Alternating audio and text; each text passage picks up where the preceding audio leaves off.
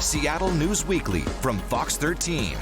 Hello and welcome to the Seattle News Weekly podcast. I'm David Rose. And I'm Hana Kim, joining you today. I'm doing good today. How are you doing? You know what? It's been a week. Yeah. There's a lot going on in the news, let's say that. Well, we're going to talk about some of that today because today we're going to talk about the three biggest stories of the week. Of course, the Seahawks is going to be one of those, right? Going to the Super Bowl. Oh, that's exciting. Yeah, so we're going to introduce you to a fan that is literally staying alive to watch them win the Super Bowl. This is my favorite story of the week. On the other side, we've also been talking about the protests that have been going on and the new bills being presented because of what's happening back in Minnesota and because of the bills here that are being discussed. So we're going to go into some of those, right? Some of the anti-ICE bills. Yeah, ICE is being talked about everywhere. Social media, every news outlet is talking about just, even if you're not in Minneapolis, everyone's talking about it, including us. So yeah, we have a lot of things to uncover because in Olympia, as you just mentioned, that there's just a lot of bills that lawmakers, specifically Democrats, that are trying to push through this legislation, kind of reacting to what's going on in Minneapolis. And you could call them anti-ICE agents because they're not, they're not a fan of what's going on right now. Sure. All right. So we'll talk about that. And then we'll wrap it up and talk about a proposal in the legislature for us all to have a 32-hour work week. I know, guys. I know how people feel about this. One way or the other, you love. I don't know if anybody would say. Well, people say they hate it. I guess we can. I think it depends if you're a small business owner, a medium-sized business owner, or whether you're somebody that works for one of those companies. Totally. Because if you're a business owner, that's putting a lot of stress on you. Oh, totally. So we'll talk more about that and where that's coming from. But first, let's talk about the Seahawks, though. And I want to I'm thinking back to 2013, 14, 15, when they were really in that Super Bowl run. Yeah. Of course, when they won and then when they lost, and what an emotional roller coaster it was, and also how it brought the city together. And it's doing that again, I feel like right now. Don't you? How excited people are? Oh, my gosh. So, the excitement, you can feel it in the newsroom. People are talking about it. We're doing stories all the time about Super Bowl, and it's just a new energy, right? And it's just exciting when your city's team does so well on such a global national spotlight, right, David? And it gives us something positive to talk about for one. Sometimes the news can get very negative. Yes. And so it's nice to kind of sprinkle in all of the Seahawks stories. And I love the stories that we've been doing, like you mentioned about that guy who's just a lifelong Seahawks fan. Yeah. Well, let me tell you who he is. Randy Santiago Cruz is his name. He's an Army veteran. He was given just days to live in November, and he is continuing to cheer for the Seahawks. And sadly, his family said he's been moved to hospice in Vancouver. So he literally has days to live, but he is hanging in there, and his spirits are so good and so strong, and his family's getting to spend such special time with him right now. Yeah. Every single minute is so precious to them. And so Dan Griffin talked with his son, and just take a listen to this story. I can't wait. He cannot wait. That's what he's saying. So, Zachariah Santiago says his father just knows the Seahawks are going to win the Super Bowl, and he will be cheering from his bed in the VA hospice in Vancouver. His room is all decked out with memories and Seahawks mementos. Him fighting through it, it's his love for God, his family, but man, it's just Hawks. He's waiting for the next game. Every day we talk about it. We first introduced you to 72-year-old Randy Santiago Cruz a few weeks ago. He and his family live in Kalama in Cowlitz County.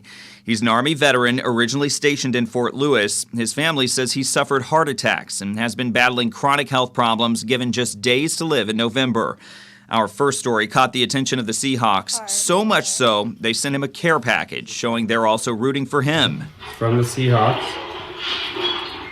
it says, Randy, thank you for your service. Our thoughts and prayers are with you, and we're wishing you the best. In the package, everything from a salute to service towel to a shirt and a 12 flag. He's loving the flag, man. We put it behind his head. He didn't want a pillow, so there it is. It's been said Randy created 3 generations of 12s. His grandson Carson just turned 12. It just means a lot to see my team go this far. Watch these games with my abuelo. He was just a baby when the Seahawks won a Super Bowl, and Randy believes they'll do it again. See! Oh. No, you can't say hog. As we count the days to the Super Bowl, Randy fights on, a true 12, supported by his team, ready for victory. Dad's just looking forward to it, man. It's just as hard as he's fighting. They never thought he'd still be here. So. Dan Griffin, Fox 13 News. I love that moment with his grandson. Isn't that special? It's so sweet, and we're rooting for him, right? And it was such a special moment for him that he held on for the NFC Championship, because we did a story even before that saying he was waiting for this moment. And I'm just so glad that he's still with us. I love that the Seahawks reached out to him, sent him that care kit. Yeah. It just shows what a wonderful organization the Seahawks are. So we're rooting them on. We're excited for the Super Bowl. That's going to be fun. On the flip side, we also had to talk about the deadly shootings that happened in Minnesota, the protests there that are going on. It seems like there was big news almost every day this week, and our own legislature and leaders are responding to what happened there, because I think they have a very real fear that what happened there might start here, that we might start seeing more ICE agents here, maybe as we get closer to the FIFA World Cup. I mean, we have no information that that's going to happen, but they're preparing just in case. And so Governor Ferguson held a news conference this week, basically saying he sent a letter to Kristi Noem saying that if ICE comes here and crosses the line, they're not going to stand for it. Do you want to chime in here before we share a story with the audience? Yeah, it's one of those things where although locally a lot of lawmakers should be really spending a lot of time doing state matters, when they see what's going on, obviously, outside of this state, they feel compelled, and in some ways, understandably so, to talk about what's going on in the national spotlight and maybe, in their opinion, preempt, what they think may be coming, as you just said. So they did hold as you mentioned, it was a press conference that they called, and it was Governor Ferguson, it was Attorney General Nick Brown, who has also been very vocal about, the Trump administration. They had this thing, and it's interesting because they didn't have to call this press conference, but a lot of other states have been doing the same thing. We're not the only state to do it. A lot of blue states have been coming forward who are against what the Trump administration is doing and saying, hey, this is how we're going to react. Because if you're a government leader, if you're the governor of any state and you're watching what's going on in Minnesota, you don't want that to be your state. You don't want that to be your city. Well, let's play the story for you so you can hear some of what they had to say at that news conference. It's outrageous in the extreme, and it has to stop. ICE is not a neutral party, and it has no oversight today. Washington leaders called out and condemned ICE's actions in Minnesota in a joint press conference Monday morning. The deadly shootings of VA nurse Alex Preddy and poet Renee Nicole Good, both U.S. citizens. The recent events in Minnesota have taken this un-American activity to an entirely different level. Now they are killing Americans. The focus wasn't just outrage, but preparations. Ferguson and Brown say they're planning ahead in case ICE escalates and expands similar operations in Washington. First, Attorney General Brown and I cannot stop ICE from being in our state. We don't have that power. On the other hand, we are not passive bystanders. Their first move, sending a joint letter to Homeland Secretary Kristi Noem, laying out what they say ICE can and cannot do. ICE cannot authorize itself to break into somebody's home. This comes on the heels of a recent ICE directive shared by a whistleblower, initially reported by the AP, which allows federal agents to force their way into homes. Ferguson and Brown called it unconstitutional and warned if ICE violates the law in Washington, the state will take legal action. The people of the state can be assured that if we see this happening on our streets and in our neighborhoods, we will do everything within our authority to stop it. We also make clear in our letter that we will use every legal option available to hold individual ICE agents accountable as well. Behind the scenes, Ferguson says he's tightening coordination. He's bringing immigration leaders into his cabinet meetings. He's hired an immigration policy advisor and is meeting with mayors and law enforcement officials statewide. Governor Ferguson also confirmed he's spoken with Washington National Guard General Welsh. He stopped short of specifics, but did say it includes calling on the Guard. I'm not going to be shy about doing that if I think it's necessary to help protect the people of our state. That's the criteria for all of our jobs here, is to make sure that we are doing everything we can to prepare for a worst-case scenario.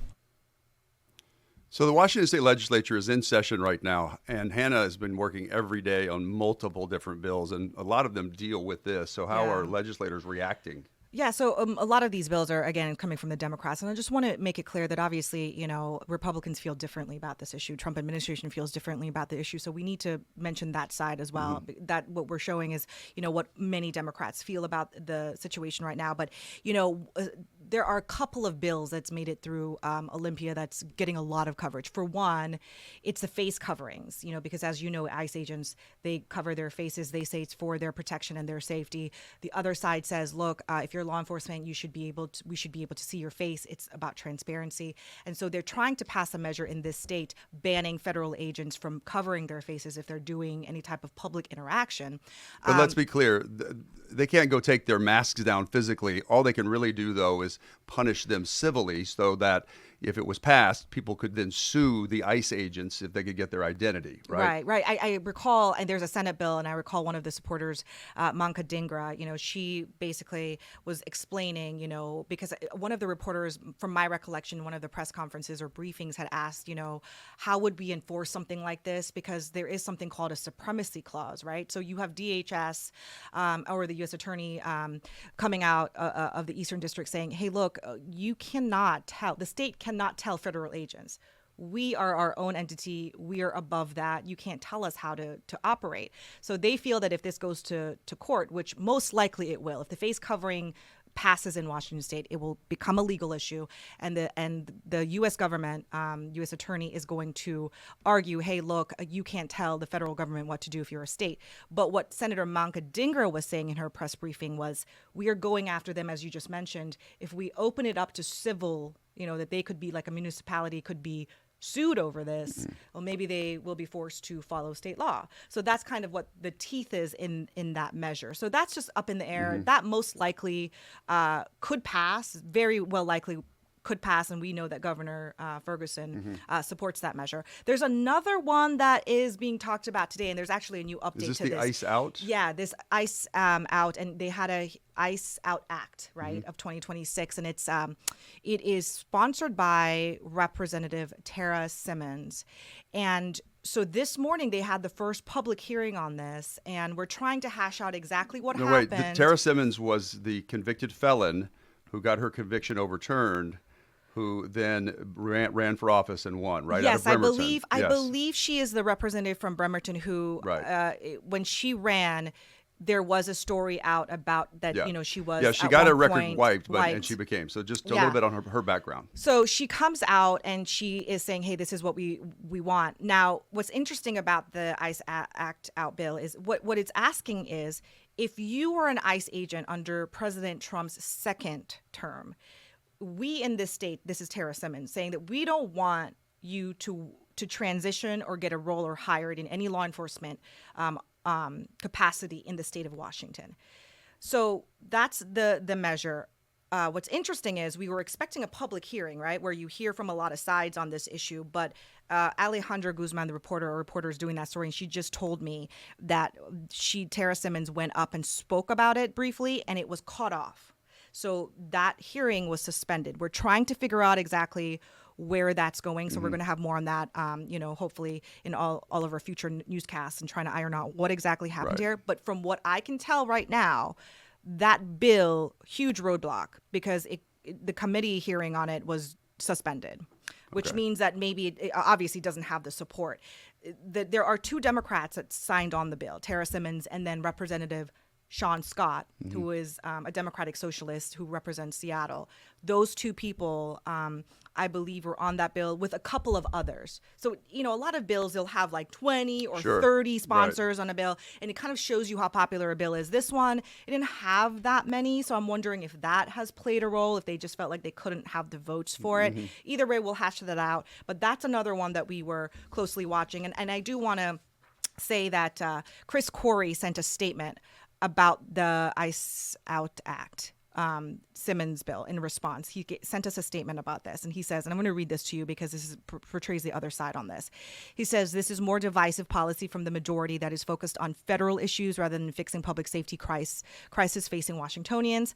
Washington State is worse off now than in 2019 in every major crime category, third worst in the nation for property crime, fourth worst for burglary, fifth worst for larceny, fourth in motor vehicle theft, and sixth in robbery.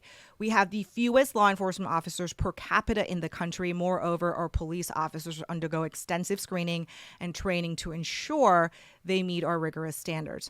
categorically disqualifying persons is discriminatory and short-sighted given the litany of crime problems facing our state. That statement coming from Representative Chris Corey. He represents the Spokane area, Eastern Washington, and he wanted to, and we reached out to the Republicans because of the fact that the Democrats had a press briefing this week, and they were asked about ICE. They were asked about this bill, and they got a lot of airtime on this issue. So we thought it was important to reach out to the other side and see what. Well, here's what's interesting, though. I know a lot of local law enforcement who aspired to federal law enforcement and, in fact, became federal law enforcement. I can't name one person that I know in the last 18 years that went from federal law enforcement to wanting to be local law enforcement. Oh, interesting. So, again, there's a lot of talk about all of this, but in reality, I don't know how many people we're really talking about, you know? And I just think they're making a lot of noise about stuff when we're already struggling with our budget in this state. And there's a lot of other things to talk about. So I do think there's a lot of noise there. So you're saying that even, say, hypothetically speaking, this bill were to pass and, it passed somehow, you're saying that it really wouldn't capture that many law enforcement officers, really? Yeah, I mean, the police departments in our area are trying to recruit local young men and women who represent the community, who know the community. You know, some who have a little bit of job experience, or maybe they did come out of the military, but have very clean backgrounds, right? And the vetting process to become a police officer is extensive. Polygraphs you have to go through, mental evaluations you have to go through. I mean, it is amazing anybody becomes a police officer in these days because it really is difficult with all the testing that you have to go through and then the training. So it would just really surprise me to hear that an ICE agent wanted to go back and be a local law enforcement officer. I'm not saying it wouldn't happen, but it would be very, very rare, I think. What is your stance on, Chris Corey talking about categorically disqualifying persons is discriminatory? So do you think that this would end up maybe in court? Because that's what I was gleaning from. Yeah. I think all of these will end up in court. Yeah, if it were to pass, and again, none of these measures have passed yet. I wanted to make that clear, absolutely. I think all of these. So these are issues for down the road, I think, but obviously they feel an urgency to make a statement about what's going on right now because of what we're seeing, what we're seeing. But the legislature is working on other things, and you mentioned Sean Scott, and I'm very interested about this because I don't normally agree with a lot of the Democratic Socialist proposals, but I'm fascinated with this one because we all work so hard, and I just wonder if we could implement it and make it work like it does in San Juan County, a 32-hour work week. Would our economy crumble? Would all of our happiness go up? I mean, what's the support for this bill? Gosh, that's $1 million question. So, I covered this bill because it had its public hearing this week for the first time, and you heard from different, people that are pushing for this. So a little background, Representative Sean Scott has been in the news cycle a lot this legislative session because not only is he proposing this, but he's also supporting the head tax, the payroll tax. Right. If a company pays somebody $125,000 or more, then the company has to pay taxes on that. So he proposed that, and that was a big talk. And the criticism is going to drive business out of Washington State. Well, yeah, that's the criticism, and basically saying that it happened in Seattle. He says it's working in Seattle. Critics say it's not because this is the $125,000 this proposal that he's saying. It's similarly mirrored to a law that's already in place in Seattle. He's saying, look, it's working. Companies are still saying we have big tech that's still staying, but then critics are saying, no, a lot of them are leaving for Bellevue. A lot of them are not going to give people raises. So there's this argument going on, but he wants to expand it statewide. So that is a big piece of legislation that I'm following. We don't know where that's going to land, but he is also the one that is proposing this 32-hour work week. And one of the things he said, I want to play some sound. He made several points about why he thinks this is a good idea. So let's go ahead and play Sean Scott's soundbite from this week when he was talking to other lawmakers, trying to kind of lobby them about why this is a good idea. Americans work annually 125 more hours yearly than workers in Canada. As hard as we work, we are not necessarily more productive. In the UK and South Africa, rates of productivity went up when a 32-hour week was implemented. Then on the flip side of that, David, before we get into talking about it, I want to play the other side. This is Andrea Rea, that's her name, with the Washington Hospitality Association. And this was the point that she made, basically saying that it would devastate businesses, especially small businesses. So listen to this. For many employers, especially small businesses operating on thin margins, this bill would function as a significant labor cost increase. Overtime would begin earlier, forcing difficult decisions, reducing hours, cutting services, raising prices, or limiting staff altogether. Yeah, I do think it's an interesting discussion. And as I mentioned, they did this in San Juan County as kind of a pilot project. It worked with their county employees, excluding law enforcement, but just the county employees. And there were some complaints from people who wanted services. At times they couldn't because of the lack of employees, but they said that their happiness levels went up, their satisfaction levels went up, and a lot of the measures for their employee, how much they worked, what they did, how efficient they were, all went up. And so they made it permanent. Well, they said, to Sean Scott's point, he was saying just because you work more hours doesn't necessarily mean that you're more productive. So, and supporters that support his bill used what you talked about, the San Juan County example, saying they're doing it, we can do it statewide. San Juan County issued, some stats because they did that pilot program, like you said, and they had some stats, and they said it was something about like 13% less work, as in like less services maybe that, people would have. But they said that, it was saved them $2 million, nearly $2 million in like cost of living expenses that the county would have to pay. And so, and then also they said, tons of applications came in from people that wanted to work for the county because of this policy. So they believe that the benefits outweighed the con in this situation. But what's interesting about the state level is, again, we just did it on a county. The San Juan County only did it for their government workers. They didn't impose this on the private company.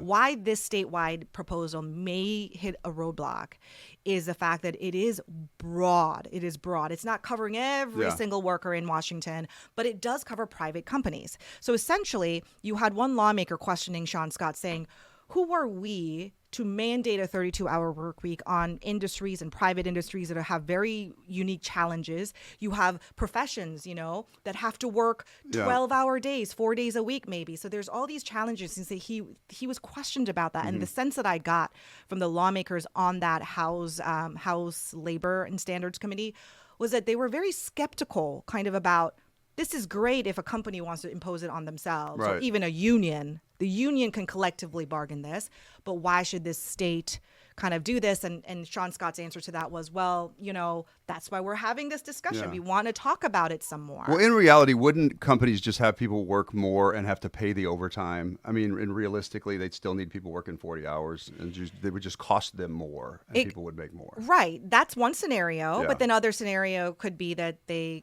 limit staff because they can't afford it. The other scenario is, a number of things like labor costs goes up. So there's some things that you have to weigh. But then on the flip side of it, and Sean Scott's, point is, look, it doesn't mean that productivity is going to go way down. People are just going to be happier. He's saying, let's reinvent, let's change the way we think about life, essentially, right? Because this has been going on for 50, 60 years. But would people make less money? Would they make a full day's less pay? The bill specifically says that it would keep the benefits. It would keep the pay. It would just change the threshold for that overtime. So for example, the standard work week is 40 hours. If you're salaried or even if you're hourly, a lot of employees will say, okay, you hit that 40 hour, okay, we're done. Right.